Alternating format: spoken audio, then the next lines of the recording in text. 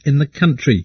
Deborah Briggs, the response coordinator for the White House Coronavirus Task Force, has said that every city and state should take the same steps as New York.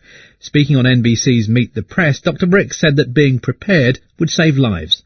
I think at this moment we're asking every single governor and every single mayor to prepare like New York is preparing now. Know where every hospital is, public, private. Know where every one of your surgical centers are. That's where your anesthesia ventilators are. Know how to change those anesthesia ventilators up to supportive ventilators to take care of people. Know where every piece of equipment is in the state. Know how to move that around the state based on need.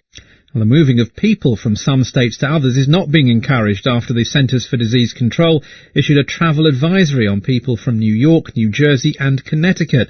That came on the orders of President Trump, who had originally suggested that he was going to impose a mandatory quarantine on New York.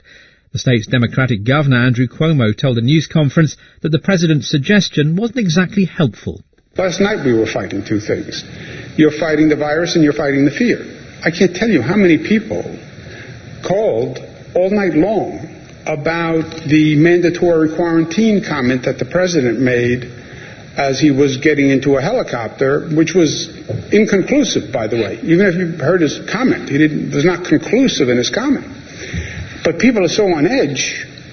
It really panicked people. They were going to leave the city last night. It was really. So you need to manage that fear and the panic. So where does power lie in this situation? Well, Matthew Wilson is Associate Professor of Political Science at the Southern Methodist University in Texas. It's a little bit ambiguous because there's a long history of presidents assuming extraordinary powers during emergency times, going all the way back to the Civil War with Abraham Lincoln suspending habeas corpus, during the Second World War with Franklin Roosevelt interning Japanese Americans, even more recently as part of the global war on terror, President Bush setting up the detainment camp at Guantanamo Bay that was kept open by President Obama, etc. So in extraordinary times, presidents have been known to overstep the normal bounds of executive authority. But certainly under normal times, under the federal system, the central government would not have the power to restrict movement between the states. As things stand now, then, does the president have the power to overrule governors? Well, that's actually constitutionally ambiguous. It's the sort of thing that if he chose to impose it, it could be challenged in court by New York State or any other state. And, the Supreme Court would have to rule whether this was a constitutional exercise of executive power. Now, right now, it appears that that's moot because the president has backed off from that promise or threat, or call it what you will, and said that he would just impose a travel advisory instead. But it would be a constitutional question that would have to be resolved by the Supreme Court in terms of this balance of state and federal power. In these kind of circumstances, who do voters tend to side with? The tendency would be for voters in the affected state to side with their governor because he, after all, represents them and is advancing their interests and not those of the residents of other states. People from the rest of the country may well be inclined to side with the president because, of course, the president is reflecting the national interest as opposed to the more localized interest of a particular state. And how are you seeing governors respond to the coronavirus at this point in time? Are we seeing the kind of partisan divisions that we see in Washington reflected in this particular crisis? We're generally not. That is because governors have such extraordinary responsibilities on their shoulders in the face of this crisis, as well as, of course, the president having these same extraordinary responsibilities. You have really seen, I think, a diminution of partisanship. That is, even people who normally snipe at each other constantly, like Gavin Newsom, the governor of California, and the president, they've actually said nice things about each other and have cooperated reasonably well. This is in contrast to Capitol Hill, where Democrats and Republicans have continued to trade partisan shots, where Nancy Pelosi, the Speaker of the House, remains very critical of the president. That just highlights the difference between executives and legislators. An executive like the governor or like the president just has to deal with the crisis in a very concrete, material way that transcends partisanship. Legislators, not as much. And in general terms, are governors more able to do that because of their executive responsibilities? Generally speaking, they are. Many of them have to deal in their own states with legislatures, or at least one house of the legislature that may be controlled by the other party. So governors, in a sense, are better positioned when they really have to transcend partisanship than, say, our senators or members of the House of Representatives. And hence, a gubernatorial post has traditionally been a more usual way to the presidency, perhaps. That's exactly right, because governors have had to model the kind of exercise of executive power that we expect from the president. That is, presidents and governors intuitively understand each other's roles and responsibilities perhaps better than those executives do with legislators, either in the state legislature or on Capitol Hill. And it's striking to hear the kind of calls from some on the Democratic wing of politics for someone like Andrew Cuomo perhaps to put his hat into the ring, even at this late stage for the Democratic nomination. Yes, that has been very interesting. He has come to the fore with New York being the domestic epicenter of this crisis. And, he has had almost as much FaceTime on television as the president has. And so the other part of it is it's been such a contrast with Joe Biden, who frankly has been quite unimpressive in his attempts to speak publicly about this crisis. He has appeared confused. His remarks have been disjointed. He just has not cut an impressive figure. And I suppose in his defense, it's quite hard for him to insert himself into the conversation at the moment. He's not actually got the nomination, has he? Bernie Sanders is still in the race. For a governor, there are daily practical reasons why he needs to put his message out, and he has a very clear message to put out, which is, what is happening in his state and what he needs to do to defend the lives of his citizens. That's exactly right. Joe Biden currently does not hold any office, so there is no real non-political reason why anyone would need or want to hear from Joe Biden right now about coronavirus. Matthew Wilson, Associate Professor of Political Science at the Southern Methodist University in Texas. Well, Brazil is another place where state governors are taking a different view from a national leader who seems rather more concerned with the country's economic health. Although the number of coronavirus cases there is rising, President Jair Bolsonaro has accused the media of stoking fear. But many Brazilians are afraid that his approach could cost lives and threaten livelihoods in Latin America's biggest economy, as Katie Watson reports from Sao Paulo. 90% de nós não teremos qualquer manifestação. As the world tries desperately to tackle this pandemic, Brazil's president is doing his best to downplay it. Seria, quando muito, acometido de uma gripezinha ou resfriadinho. In a television address last week, Jair Bolsonaro repeated his now well-worn phrase. It's just the sniffles, he says, hysteria and panic whipped up by the media. Going against his own health ministry's advice, Bolsonaro has been shaking hands with supporters and posing for selfies. He's angry because he came to power promising a better economy, and coronavirus has put a stop to that. So he's determined to make this pandemic political, blaming his adversaries for trying to destroy the country. It's the silence that Bolsonaro is most annoyed about. I'm on Faria Lima. It's a long avenue with corporate offices, and it's often gridlocked with buses and cars, with commuters. Now it's pretty quiet. There are a few buses going up and down the avenue. There are a few motorcycles delivering food for people and a few joggers. But really, compared to what it normally is like, it is an absolute ghost town. On either side of the streets are shops, banks and cafes totally shuttered up. Para os quase 40 milhões de trabalhadores autônomos, o Brasil não pode parar. A few days ago, a video was shared by Jair Bolsonaro's son, a politician himself. The message, which supposedly came from the Brazilian government, was that Brazil can't stop. The government refused to claim ownership of the video, but it's exactly the message Bolsonaro has been putting out. Luis Antonio Santana Caldas still supports Mr. Bolsonaro. O Brasil não pode parar. When you suggest that if you go out on the streets, you could be infected, people become panicked. Restrictive measures, social isolation, that's fine, but if you're going to be made to quarantine and there's no solution in 2 weeks, all you're doing is causing the economy to collapse. Queria, na condição, mais uma vez, de brasileiro, de cidadão e de governador do Estado de São Paulo, dizer que o Brasil pode parar. Sao Paulo's governor, João Doria, though, is unrepentant. Brazil can stop, he says, and should. And he's in charge of a state that accounts for a third of Brazil's wealth, so the measures he's taking will have a big impact.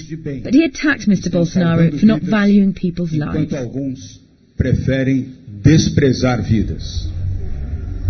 In Sao Paulo's poorer suburbs, where many are already bearing the brunt of the economic crisis, there's still not much love for Bolsonaro. I met Sirle hanging around her neighbourhood with nothing to do. She worked in a restaurant until last week. Now she's jobless. I've never liked him, she said. I'd like to tell him to his face that he's the worst president we've ever had. He just looks after the rich.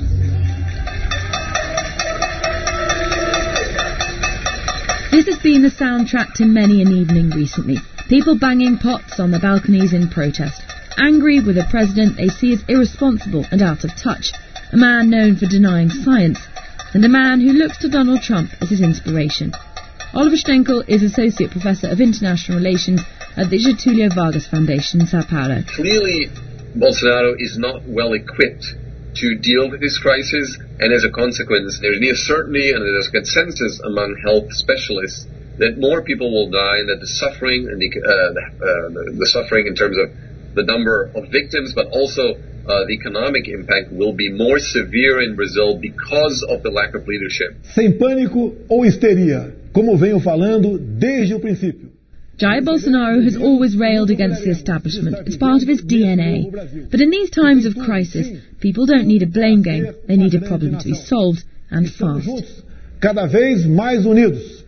Deus abençoe nossa. And that was Katie Watson reporting from Sao Paulo on the reaction of President Jair Bolsonaro to the coronavirus outbreak. You're listening to the BBC World Service, and this is News Hour coming to you live from London with James Kimarasamy.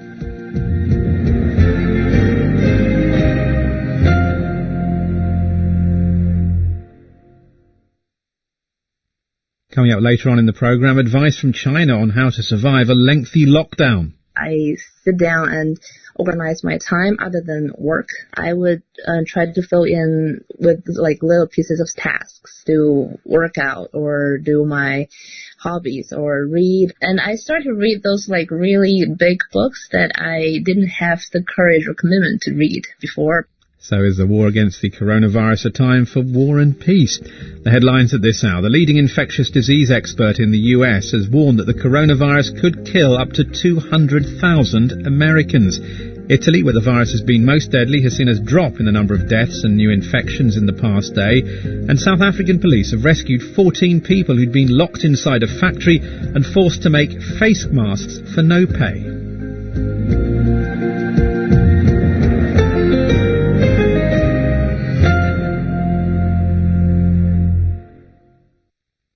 You're listening to the BBC World Service. This is News Hour, coming to you live from London with James Kimarasamy. Let's turn to Europe now, which remains for the time being the place where the majority of deaths from the coronavirus are being recorded. Well over 20,000 in total, more than 100 new fatal cases in the Netherlands, more than 200 in the UK, more than 300 in France. Spain saw the largest number recorded over a 24-hour period, 838. And while Italy remains the European country with the highest overall losses, more than 10,000, the number of new deaths from the virus there shrank for the second day running. 889 on Saturday, 756 today. Well, Lia Quatapelle is a member of the Italian Parliament for the centre-left Democratic Party. She represents Milan but is in lockdown in Rome. We spoke to her on NewsHour 3 weeks ago, just as Italy was introducing travel restrictions in the northern part of the country, which was the outbreak's initial epicentre. So, how are things at the moment in the Italian capital? The lockdown is being very much observed by everyone. The city is completely stopped. People are at home. Almost nobody is going around. Only supermarkets and pharmacies are open. And this is it. And the parliament is working, but with a low key. Yes, well, I mean, the last time I was listening back to our interview 3 weeks ago, and you were concerned that people were still going out and skiing and that normal life was going on. It feels like a different world. Yes, it is a different world. When it happens that I go shopping, because I do the shopping for my family, I really feel we are in a different world. And now the lockdown is being extended beyond the 3rd of April, which is going to help to save lives, one hopes, but it will have an impact, will it not, on the country, on the economy? It will have an impact, but if we don't fight the virus, we cannot restart normal economic activity. So we need to be really careful with reopening. I think it's right to start thinking about reopening, but after Easter. And then we will see after Easter how to reopen, whether to do selective reopening or regionally or economically. We start thinking about this. What impact is this having on individuals, on families, on their ability to live normally day to day? There is a lot of concern about the economic consequences. 1/3 of Italian GDP is made of enterprises that export, and another sizable amount of our GDP is made of tourism. So we know that the economic effects of the virus and of a decrease in exchanges and in travels will be long-lasting. And on top of that, we know that there are studies that suggest that 40% of Italian families do not have enough savings to go on for 2 months of lockdown without external help. That's why the government is really working very hard to provide the people with money, with cash in their hands and with help to go through this period, because we really need to sustain livelihoods. What about across the European Union? How do you assess the effort? We are seeing an increase in European solidarity. 15 countries of the Eurozone are asking for fresh money to come from the European Union. And I think you're concerned about the signals coming from the Commission. Yes. Last night, Ursula von der Leyen said that Corona bonds, which is an idea on the table on how to give these extra resources, is just a slogan, and that Germany is concerned about this slogan. I mean, she is the president of the European Commission. We want to see her up to the challenge of inventing, creating, putting in place European responses up to the challenge that we're facing. It's a bit out of place, the fact that the president of the Commission speaks for a national government. And it is twice troubling, since she is German. She's a German politician. If Europe is not there to respond to a global threat, what does the European Union work for? The Italian MP Lia Quatapelle. Well, at the same time that governments are being urged to work together to defeat the coronavirus, citizens are being encouraged to remain apart. At this time of mass lockdowns, social distancing and self-isolation are the twin two-word expressions which are currently jostling for phrase of the year. Julianne Holt-Lundstad is a neuroscientist and psychologist at Brigham Young University in the American state of Utah, and she has studied the impact of spending an unusual amount of time on our own. I've spent much of my career researching both the short-term and long-term health effects of being socially isolated, feeling lonely, and conversely, the protective effects of being socially connected. One thing that we have found across robust data now is that being socially isolated and lonely increases our risk for earlier death. And conversely, that being socially connected is associated with a protective effect.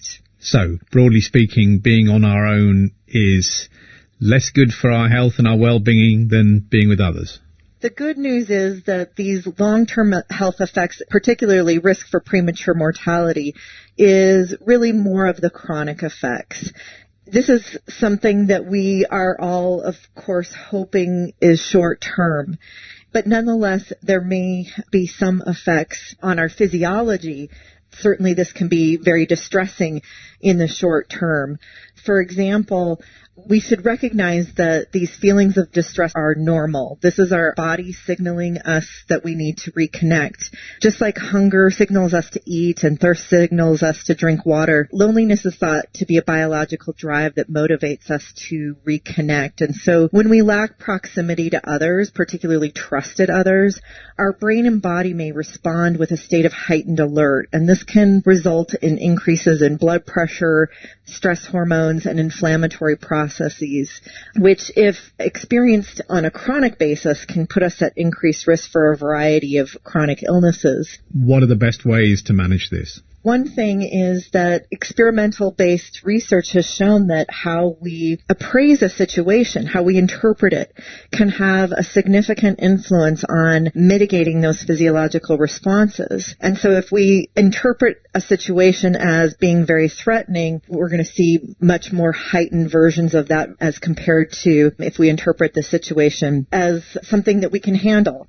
So for instance, if we change our mindset in terms of thinking of this situation as feeling isolated and changing that to thinking of I'm staying at home to protect those that I love, that mindset and how we appraise the situation might do that. But of course, we also have good evidence that our perceptions of support, the extent to which we can rely upon others or that they may be available. And so reaching out to someone through a phone call or some online video kind of way so that we're still maintaining that distance but still connecting emotionally may help to maintain those kinds of connections that not only increase our own sense of perceived support but provide support to others and may help them in their coping as well. Just as economists are worried about what will almost inevitably be an economic recession after this, you are concerned, though, are you not, about what you've called a social recession? Yeah, the potential for this to have much more lasting effects is certainly foreseeable. Most of us are now working remotely, and of course for some of us remote work was already a way of life, but for many this is new. But I would imagine that this may change the policies around remote working. There may be much more of this. I'm already seeing headlines of how architects may change design of the built environment in light of COVID-19. So we can see that any kind of strategy that continues to distance ourselves physically from others may lead to some of these more chronic physical health effects, and this may be a much more longer-term public health issue. The neuroscientist and psychologist Julianne Holt-Lundstad. You're listening to NewsHour from the BBC. The BBC World Service connects audiences to the world. From international news to science, sports, arts and culture programming, BBC World Service offers listeners a global perspective.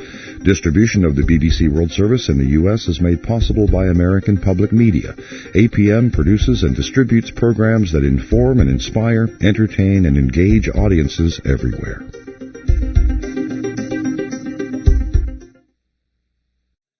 The coronavirus pandemic is affecting everyone, some more than others. VPR and the Vermont Community Foundation are collaborating to raise money for the Vermont COVID-19 Response Fund. Your contribution goes towards VPR's flow of vital news and music while also supporting fellow Vermonters. This is your invitation to help, providing information, connection, and assistance to those who need it right now. If you're able, please support 2 essential organizations at once at vpr.org.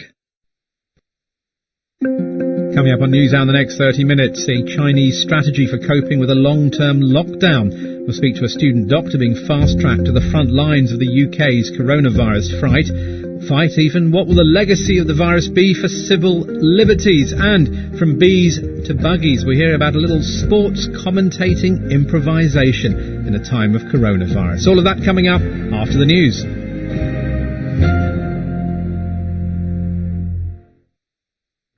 BBC News. America's leading infectious diseases expert has warned that up to 200,000 people in the US could die from COVID-19. Dr. Anthony Fauci said millions of people in the country would catch the virus.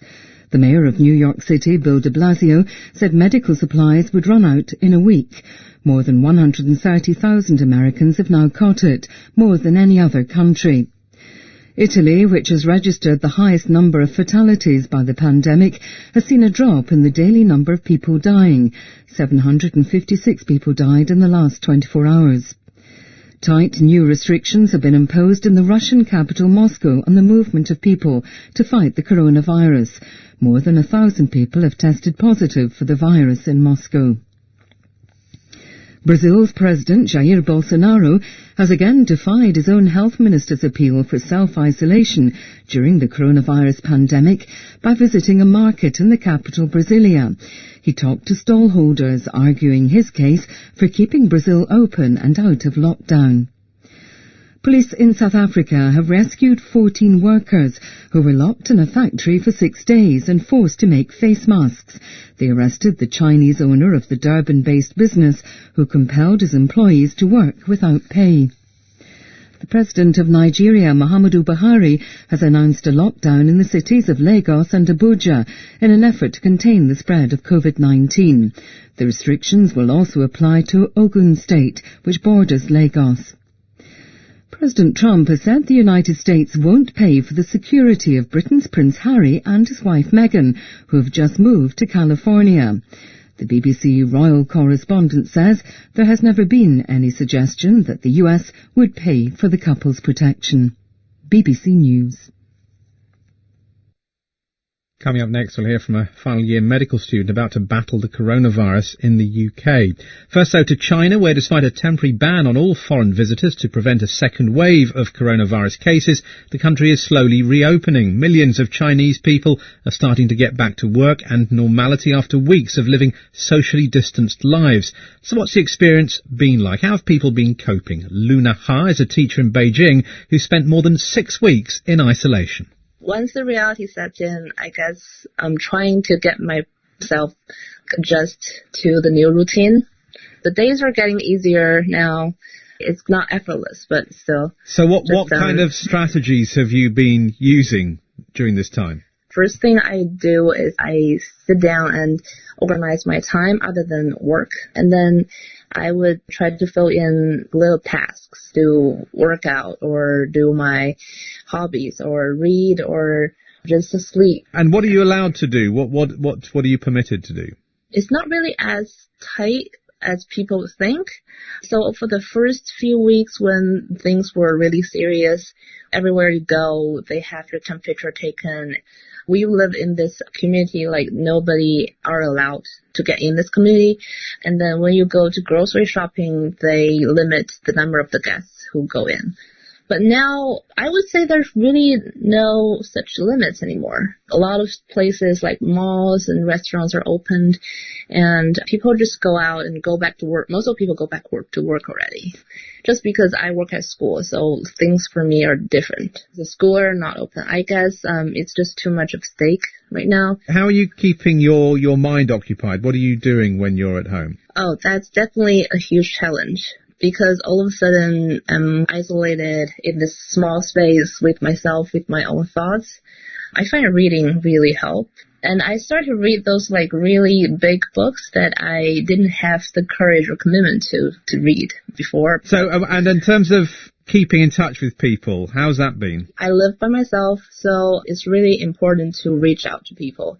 When I'm left alone with my thoughts, like my mind is restless. So I guess talking to people gives me a feeling of I'm still connected to this world. And I guess you're seeing this period come to an end. What sort of reflections do you have on this period of your life and what it's told you about yourself, perhaps? For one thing is I learned a lot of new aspects about myself that I didn't really find before this. And then I guess it also gives me a new perspective to look at life with more gratitude, I guess. Before all this, we never really thought how life could be like without shopping malls, without pubs, bars. But now it kind of makes me reflect on how we took all this for granted. I think the sooner you accept the fact that you're going to be stuck at home probably longer than you think, the better that you will mentally adjust yourself to the routine. This, however long this lasts, this will come to an end. And we'll get through this. And that was Beijing teacher Luna Ha.